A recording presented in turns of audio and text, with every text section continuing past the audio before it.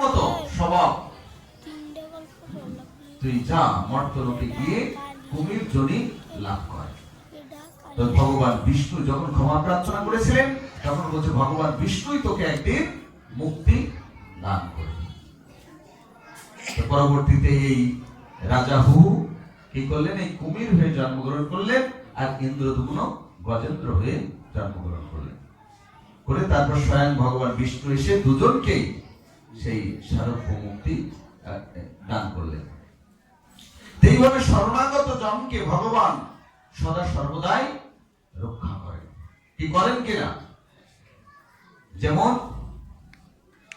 যখন ধৃতরাষ্ট্রের রাজসভায়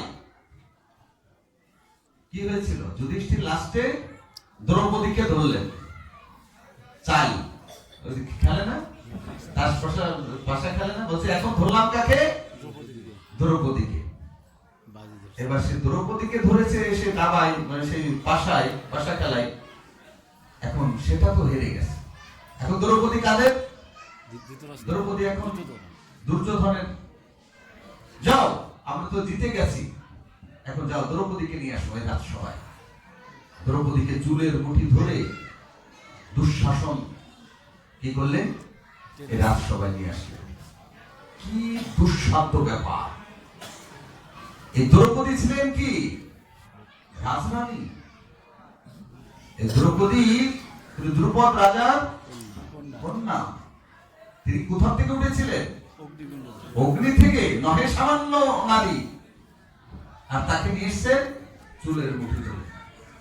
শুধু তাই নয়, দ্রৌপদীকে বহু খারাপ খারাপ ভাষায় দুর্যোধন, কর্ণ, দুঃশাসন অনেক রকম কথা বলেছিলেন সে রাজসভায়, কিন্তু কেউ কোনো প্রতিবাদ করে নাই। পঞ্চপাণ্ডবের মুখ একেবারে মনে হচ্ছে আঠা দিয়ে আঠা হয়ে গেছে, লাগানো হয়ে গেছে, কোনো শব্দ নাই। এবার কি করলেন, যে দুর্যোধন একবার যখন সেই স্বয়ংবর সবাই গিয়েছিলেন দ্রৌপদী, তখন দ্রৌপদী কথা বলেছিলেন এবং একটু অপমানও করেছিলেন। সেই অপমানের দরুন দুর্যোধন, কর্ণ চিন্তা করলেন যে একে এই রাজসভায় উলঙ্গ করে দাও। দ্রৌপদীকে পুরো রাজসভায় ভরা সবাই, ভীষ্মদেব, পিতামহ ভীষ্মদেব রয়েছে, দ্রোণাচার্য রয়েছেন, কুলগুরু কৃপাচার্য রয়েছেন, সে গান্ধারী মাতা রয়েছেন, ধৃতরাষ্ট্র রয়েছেন, পঞ্চপাণ্ডবাদী সমস্ত মুনি মানে যারা ছিল রাজসভায় সবাই সেখানে উপনীত। কি বললেন, সে যেহেতু আমাদের সম্পদ, এখন তাকে রাজসভায় একবার কাপড় খুলে নেওয়া হোক, উলঙ্গ করে দেওয়া হয়। দ্রৌপদী অবাক হয়ে গেছে, এ কি, পঞ্চপাণ্ডবের দিকে তাকাচ্ছেন, পিতামহ ভীষ্মর দিকে তাকাচ্ছেন, কৃপাচার্য সেই কুলগুরু কৃপাচার্য দিকে তাকাচ্ছেন, ধৃতরাষ্ট্রের দিকে তাকাচ্ছেন, গান্ধারীর দিকে তাকাচ্ছেন, এক এক করে কেউ করুণার দৃষ্টি নিক্ষেপ করে না। এক পর্যায়ে দুর্যোধন অর্ডার করে দিলে, যাও কাপড় খুলে ফেলো। যখনই কাপড় টানতে শুরু করলো, এক এক করে দেখছেন যে সবচেয়ে শ্রেষ্ঠ গদাধারী ভীম চুপ, কোনো কথা নেই, শুধু গুজরাচ্ছে, কিন্তু করার কিছু নেই, আমাদের তো নেই, দাদা তো ধরে ফেলেছে পাশায়। যুধিষ্ঠির মহারাজ মৌন হয়ে মাথা নিচু করে বসে আছে, অর্জুন শ্রেষ্ঠ ধনুর্ধর, কোনো আওয়াজ নেই। সবাই কিন্তু সিংহের মতো গর্জন করছে, কিন্তু করার বিষ দাঁত ভাঙা, কারোর কিছু করার নেই। এক এক করে সবার দিকে তাকালে, কই কেউ তো ছুটে এসে রক্ষা করতে আসে নাই। কেউ এসেছিল কি? আমরাও কিন্তু এরকম বিপদ সংকুল অবস্থায় সবার দিকে প্রার্থনা করব, অমুক আসবে, তমুক আসবে, আমার আত্মীয় স্বজন আসবে, আমার পিতা মাতা ছেলে মেয়ে মৃত্যুর দিন, আর সবাই এসে আমাকে রক্ষা করবে। কি পারবে কি? মৃত্যুর সময় আমাকে কেউ রক্ষা করতে পারবে? কেন এখন তো মনে হচ্ছে যে আমার স্বামী বাঁচাবে, ছেলে মেয়েরা বাঁচাবে, ব্যাংক ব্যালেন্স বাঁচাবে, টাকা পয়সা করিতে বাঁচাবে, মনে হচ্ছে না? কিন্তু সেই সময় কিন্তু কেউ ফিরে তাকাবে না। যেমন দ্রৌপদীর দিকে সবাই করুণার দৃষ্টি দিলেও রক্ষা করতে পারে নাই। ভীষ্মদেব চেয়েছিলেন যে এখন ধরি, দুর্যোধনকে করার কিছু নেই। সবাই মহান জন বসে আছেন রাজসভায়। দ্রৌপদী দেখলেন, বুঝতে পেরেছি জগতের পরিস্থিতি, বুঝতে পেরেছি জগতের অবস্থা। জগতের সবাই কি করে? সুসময়ে বন্ধু বটে সবাই হয়, অসময়ে হায় হায় কেউ কারো নয়। কথাটা কিন্তু একেবারে বাস্তব।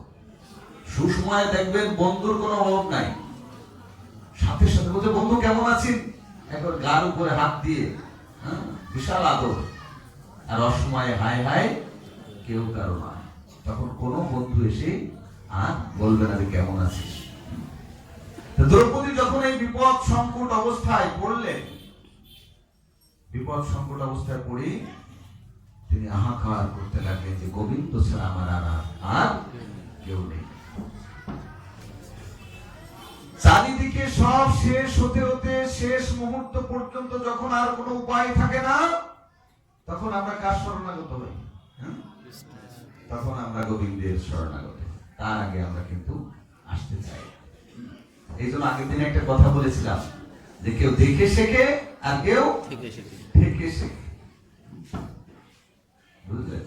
সেখানে একটা গল্পও দিয়েছিলাম যে শিয়াল বেমরুলের কামড় খেয়ে সে আখ গাছের ফল খেতে গিয়ে থেকে শিখে গেছে যে আর জীবনে কোনোদিন আখ গাছের ফল খাবে না। আখ গাছের ফল হয়, বুঝতে পারছেন? এরকম কেউ দেখে শেখে আর কেউ থেকে শেখে। দ্রৌপদী তিনি দেখলেন যে না, কেউ আমাকে এই বিপদ সংকুল অবস্থায় রক্ষা করতে পারবে না। তখন তিনি কি করলেন? একেবারে প্রথমে কাপড় এক হাত দিয়ে ধরেছিলেন, ধরে বলছে হা গোবিন্দ, হা গোবিন্দ, তুমি কৃপা করে আমাকে বিপদ সংকুল অবস্থা থেকে রক্ষা করো। বহু প্রার্থনা করেছি, গোবিন্দ আসেন নাই। আমরা অনেকেই কিন্তু এরকম ধন সম্পত্তি, ছেলে মেয়ে, আত্মীয় স্বজন সবাই এক হাতে চাপিয়ে ধরে বলছে গোবিন্দ গোবিন্দ কৃষ্ণ আমাকে রক্ষা করো। এই জন্য আসছে না। বুঝতে পারছেন? দ্রৌপদী চিন্তা করলেন প্রভু আমার কথা শুনতে পাচ্ছে না, কারণ আমি এখনো ফুললি সারেন্ডার করি নাই। আমরা সবাই ফুললি সারেন্ডার করেছি? হ্যাঁ, আমাদের অনেক কিছুর বন্ধন রয়ে গেছে। স্ত্রী, পুত্র, পরিবার, আত্মীয় স্বজন, ধন দৌলত, টাকা পয়সা, করে জাতির গৌরব, কত কিছু, পদ পজিশন, কত কিছু আমাদের রয়ে গেছে। কোনো কিছু ছাড়তে পারি নাই। তাহলে কি করে সম্পূর্ণরূপে 100% আমরা ভগবানের চরণে আত্মসমর্পণ করবো? কি করে সম্ভব? তা দ্রৌপদীর মতো আমরাও ঠিক এক হাত দিয়ে সবচেয়ে ধরে একটু তুলসীর কথা, ফুল, জল, ভোগ, নিবেদন আদি ইত্যাদি, তিলক, তুলসীর মালা, শিকা টিকা অনেক কিছু রেখেছি, ভগবানের সেবা পূজা আরাধনা করছি, কিন্তু এক হাত কিন্তু চেপে ধরা আছে। সবকিছুই করছি কিন্তু দু হাত এখন ওঠে নাই, এক হাত উঠেছে দ্রৌপদীর মতো। তখন দ্বারকাধীশ ভগবান কৃষ্ণচন্দ্র তখনও আসেননি। দ্রৌপদী চিন্তা করলেন যে আমার সারেন্ডার হয়নি, আত্মসমর্পণ হয়নি, স্মরণ ঠিক মতো হয়নি, তার মানে আমাকে কি করতে হবে? দ্রৌপদী তখন দু হাত তুলে বলেন হে গোবিন্দ, হে কৃষ্ণ, তুমি আমাকে এই মুহূর্তে আমাকে বিপদ সংকুল অবস্থা থেকে রক্ষা করো, রক্ষা করো, রক্ষা করো। নিতাই গৌর প্রেমানন্দে হরি হরি। তখন কি করলেন? তখন প্রভু কৃষ্ণচন্দ্র তিনি স্বয়ং সেখানে আবির্ভূত হয়ে গেলেন। ঋণী ছিলেন দ্রৌপদীর কাছে। কৃষ্ণের একবার একটু শিশুপালকে বধ করতে গিয়ে সুদর্শনের চক্রে একটু আঙুল কেটে গিয়েছিল। শিশুপালকে যখন বধ করেছিলেন, আঙুল কেটে গেলে দ্রৌপদীর সাথে সাথে নতুন শাড়ি ছিঁড়ে গোবিন্দের হাত বেঁধে দিয়েছিলেন। দেখুন, সামান্য একটু জিনিস দেওয়াতে ভগবান কি করলেন? দ্রৌপদীকে অসংখ্য কাপড় দান করতে লাগলেন। আর দুঃশাসন খালি টেনেই যাচ্ছে, কিন্তু কাপড় শেষ হচ্ছে না। শরণাগতকে কিভাবে ভগবান রক্ষা করে, এইভাবে যদি আমরা ফুললি ভগবানের চরণে আত্মনিবেদন করি, যদি তাকে স্মরণ করি, তাহলে ভগবানকে না এসে পারবেন? আর অসুরদেরকে পর্যন্ত, যারা বিরুদ্ধ আচরণ করে ভগবানের, তাদেরকে পর্যন্ত তাদের ডাকে সাড়া দিয়ে এসে তাদেরকে বধ করে কি মুক্তি দিয়ে দিচ্ছি। কত সুন্দর। আর আমরা যারা প্রেম ভক্তি সহকারে ভগবানের গোবিন্দের আরাধনা করছি, তাদের কি কথা? তাদের তো গোবিন্দ হৃদয়ে রাখবে। দ্রৌপদী যখন দুহাত তুলে ডাক দিলেন, ভগবান কৃষ্ণ সাক্ষাৎ এই সমস্ত কাপড় সরবরাহ করল। মনে হলো যেন বিশাল বড় ফ্যাক্টরি, বিশাল বড় ফ্যাক্টরি, কাপড় ঘুরাচ্ছে না। টানতে টানতে টানতে টানতে দুঃশাসন ক্লান্ত পরিশ্রান্ত হয়ে গেছে, আর পাচ্ছে না, হাতে আর বল নেই। সেই দ্রৌপদীর লজ্জা নিবারণ করেছিলেন কে? ভগবান কৃষ্ণ। দেখুন যে আমাদেরকে ঠিক সেইভাবে ভগবানের প্রতি শরণাগত হতে হবে। শরণাগত বৎসল, ভগবানের আরেক নাম হচ্ছে শরণাগত বৎসল। যিনি শরণাগত হন, ভগবান তাকে রক্ষা করেন। আমরা যদি শরণাগত হয়ে সংসার জীবনে কৃষ্ণের সেবা করি, গৃহস্থ জীবন পালন করি, তাতে ক্ষতি নেই। শাস্ত্র বলছে, কৃষ্ণের সংসার কর ছাড়ি অনাচার, জীবে দয়া কৃষ্ণ নাম সর্বধর্ম সার। হ্যাঁ, অনেকে বলছেন প্রভু সমস্ত ধর্মের মধ্যে শ্রেষ্ঠ ধর্ম হচ্ছে সংসার ধর্ম। কি ঠিক না? তারা বলে না শ্রেষ্ঠ ধর্ম কি? সংসার ধর্ম। আমিও কিন্তু আপনাদের বিপরীত আচরণ করছি না। গৃহস্থ ধর্ম, সংসার ধর্ম শ্রেষ্ঠ। কখন জানেন? কৃষ্ণেরও সংসার করো ছাড়ি অনাচার। যখন কৃষ্ণের সংসার করবেন, যখন স্ত্রী পুত্র পরিবার আত্মীয় স্বজন সবাইকে নিয়ে 10-5 মিলে নিজ দাঁড়াতে বসিয়া কীর্তন করেন, সবে হাতে তালি দিয়া। যেদিন আপনার বাড়ির মধ্যবিন্দুতে রাধা গোবিন্দ বসবে, আপনারা হবেন দাসদাসী আর তিনি হবেন প্রভু। সেই দিন যখন আসবে, কৃষ্ণের সংসার করবেন, সেই দিন সেই গৃহস্থ জীবন, সেই সংসার জীবন হবে শ্রেষ্ঠ ধর্ম, তার আগে নয়। আর আমরা করছি কি? মায়ার সংসার। গৃহস্থ জীবন শ্রেষ্ঠ। তবে কেন শ্রেষ্ঠ? কারণ গৃহস্থদের অনেক দায়িত্ব, অনেক দায়িত্ব না? হ্যাঁ, স্ত্রী পুত্র পরিবার আত্মীয় স্বজন সমাজ দেশ কাল পাত্র কত কিছু তাদেরকে বিচার করে সংসারে চলতে হয়। শুধু কি তাই? গৃহস্থদের আয় ইনকাম করে 3টি আশ্রমকে চালাতে হয়। কি কি আশ্রম? ব্রহ্মচর্য আশ্রম, বানপ্রস্থ আশ্রম আর সন্ন্যাস আশ্রম। এই 3টি আশ্রমের কোন আয় ইনকাম আছে? ব্রহ্মচারীর কাজ কি? গুরুর আশ্রমে থাকবেন, শাস্ত্র অধ্যয়ন করবেন আর ধর্ম প্রচার করবেন। তাদের পিতামাতা কারা? এই গৃহস্থরা। কারণ তাদের কোনো আয় ইনকাম নেই। আর বানপ্রস্থ কারা? যারা সংসার থেকে বিদায় নিয়েছে, মানে কি করে রিটায়ার্ড হয়েছে সংসার থেকে, তারা তো বানপ্রস্থ, তাদের তো কোনো অর্থ নেই, তাদের কোনো আয় ইনকাম নেই। আর সন্ন্যাসী যারা, সন্ন্যাসীদের কথা কি? তারা তো দেশ বিদেশে সব জায়গায় শুধু ঘুরে ঘুরে কৃষ্ণ ভাবনা প্রচার করছে, তাদেরও কোনো ইনকাম নেই। তাহলে এই 3টি ডিপার্টমেন্টের কোনো কি ইনকাম সোর্স নেই। কারা চালায়? চালায় কারা?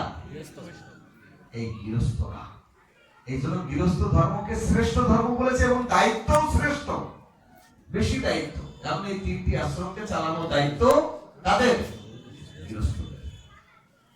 এই বিষয়ে একটা কাহিনী মনে পড়ে গেল। এই কাহিনীগুলি শেষ করে দেবো, কিছু প্রশ্ন উত্তর করব।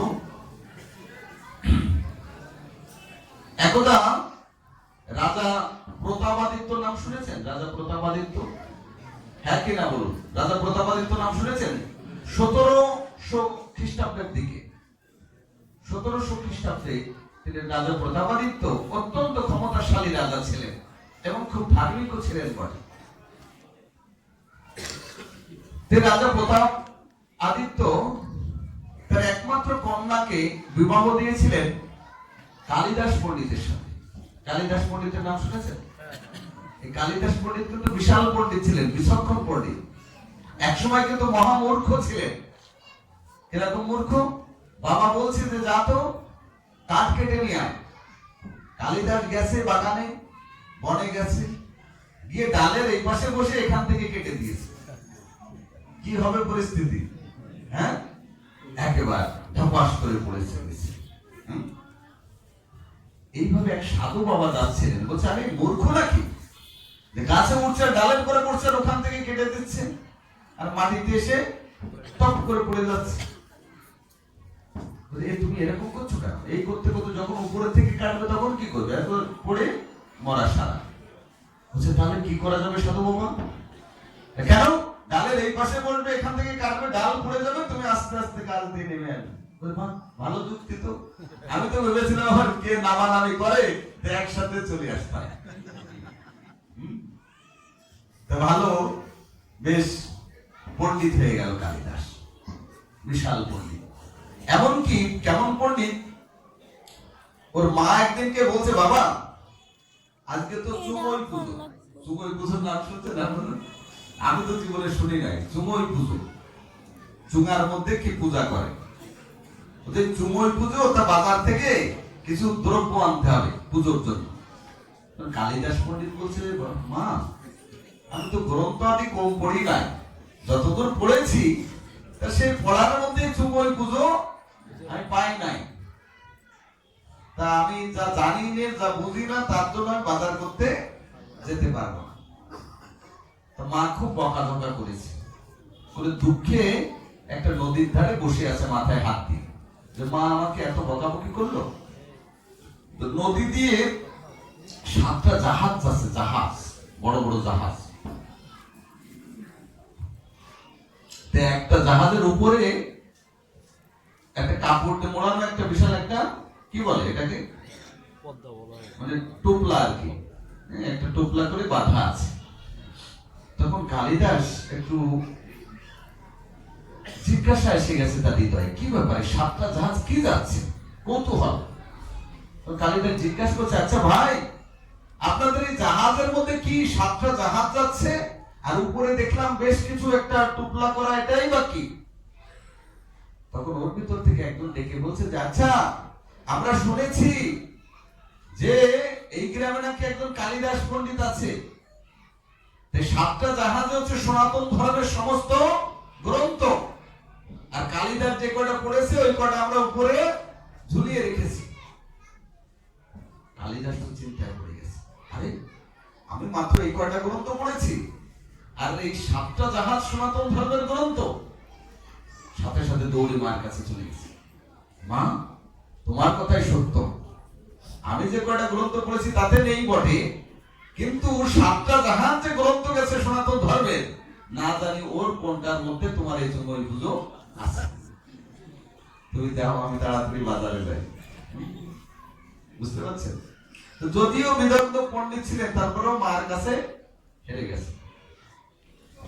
এই কালিদাস পণ্ডিত সহ রাজা প্রতাপাদিত্যের 17 জন পণ্ডিত ছিলেন। কতজন পণ্ডিত? 17 জন বিদগ্ধ পণ্ডিত ছিলেন। এই পণ্ডিতদেরকে হারানো কারোর পক্ষে সম্ভব ছিল না। রাজা প্রতাপাদিত্য একদিন বড় অহংকারী হয়ে গেছে, অহংকারী। সমস্ত রাজ্যে সমস্ত সব জায়গায় ঘোষণা দিয়েছে ঢাক পিটিয়ে, যেমন যদি কেউ পণ্ডিত থাকে, কোনো প্রশ্ন থাকে, যদি আমার রাজসভায় উপস্থাপন করে আমার পণ্ডিতদেরকে এবং আমাকে যদি পরাস্ত করতে পারে, তাহলে আমি আমার মাথা তাকে দিয়ে দেব। বাহ, কত বড় চ্যালেঞ্জ! মানে 17 জন পণ্ডিত, এবং এদিকে রাজা প্রতাপাদিত্য বিশাল বড় পণ্ডিত। এই খবর চারিদিকে ছড়িয়ে গেছে, কোন পণ্ডিত, কোন জ্ঞানী ব্রাহ্মণ কেউ আসতে সাহস করছে না। 17 জন পণ্ডিত, তার মধ্যে আবার শ্রেষ্ঠ পণ্ডিত কালিদাস, ওখানে যাওয়াই যাবে না, কেউ আসতে রাজি হয়। হঠাৎ করে ওই রাজ্যের পাশে একটি বিশাল বনের মধ্যে একটা রাক্ষস রাস্তা রাক্ষসদেরকে নিয়ে বসবাস করতেন। তো বহুদিনের সে রাক্ষস রাজের যে রানী, রাক্ষস রানী, ওনার বহুদিনের ইচ্ছা যে রাজা প্রতাপাদিত্যের মাথাটা খাবে। রাজা প্রতাপাদিত্যের মাথার প্রতি বিশাল লোভ বহুদিন ধরে। যখন এই সংবাদ কানে গেছে, তখন তার রাক্ষস রাজকে বলছে, পতিকে বলছে, আচ্ছা এই একটা সুযোগ, আমার বহুদিনের একটা ইচ্ছা রাজা প্রতাপাদিত্যের মাথাটা খাওয়া। তুমি এই সুযোগে রাজা প্রতাপাদিত্যকে প্রশ্নে জর্জরিত করে দাও। তাকে পরাস্ত করো, তাহলে আমরা মাথাটা পেয়ে যাব। তখন রাক্ষসরাজ বলছে, রানী তুমি চিন্তা করো না, আমার কাছে এমন প্রশ্ন আছে জিন্দেগিতেও 17 জন পণ্ডিত কেন 34 জন পণ্ডিত আসলে পারবে না, আমার কাছে এমন প্রশ্ন আছে।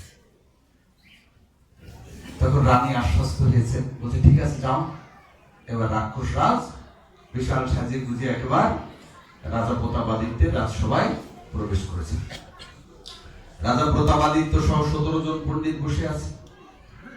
তখন এই রাক্ষসরাজ ক্ষমা প্রার্থনা করে রাজা মহাশয়ের কাছে বলছেন, হে রাজন,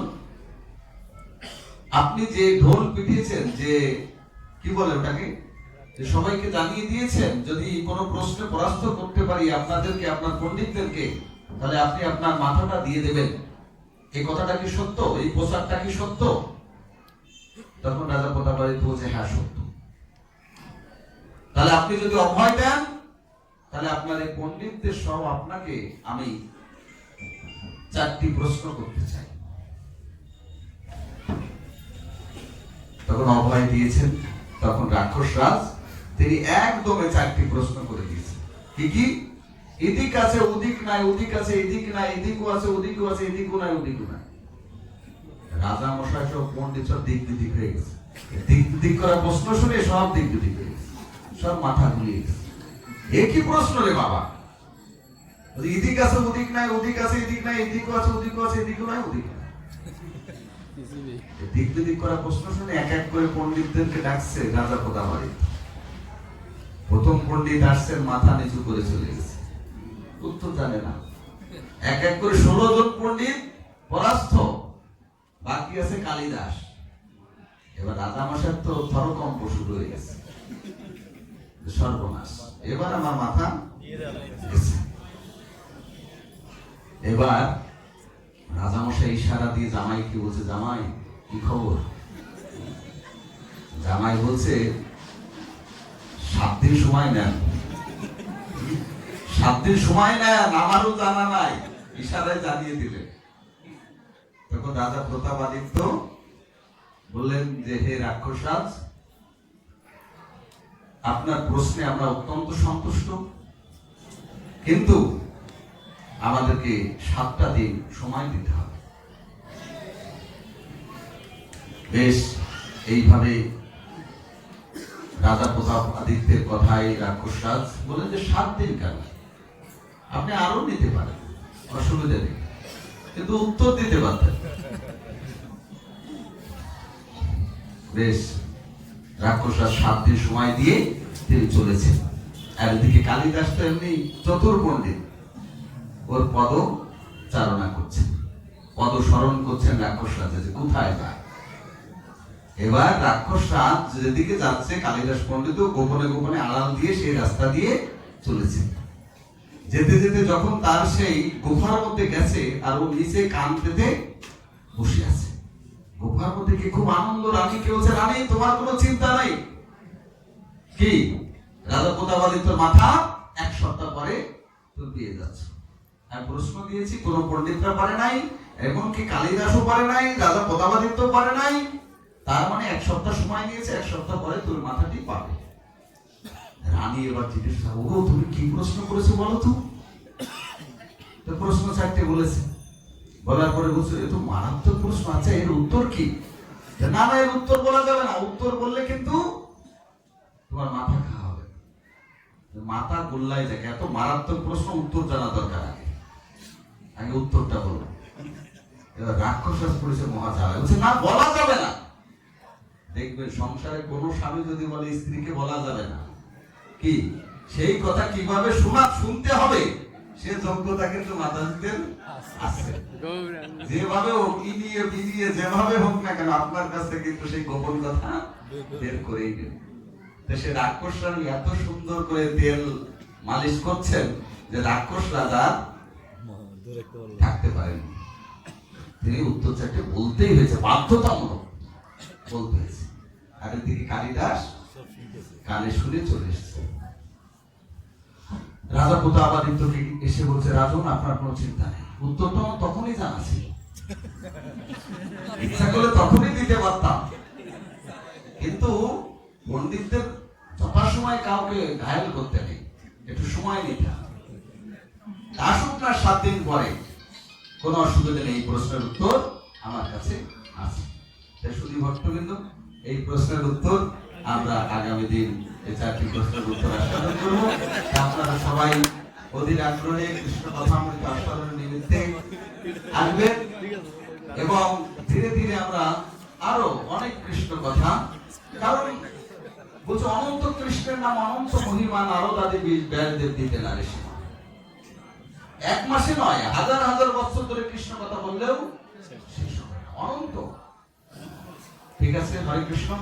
আজকের মতো আমরা হরি কথা ভাগবত কথা এখানে বিশ্রাম রাখছি এবং এখানে আপনারা লেখা একটা ব্যানার দেখতে পাচ্ছেন, অন্নকূট মহা মহোৎসব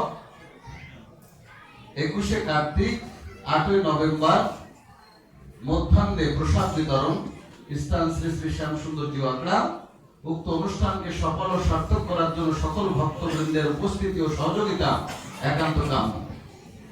ভোগের বাটা নিতেও আনুকূল্য দিতে ইচ্ছুক ভক্তবৃন্দ এই যে যোগাযোগ করবেন, নাম এবং মোবাইল নাম্বার দেওয়া আছে, আপনারা ওখানে যোগাযোগ করবেন। এবং সর্বোপরি আমার প্রশ্নগুলো একটু সময়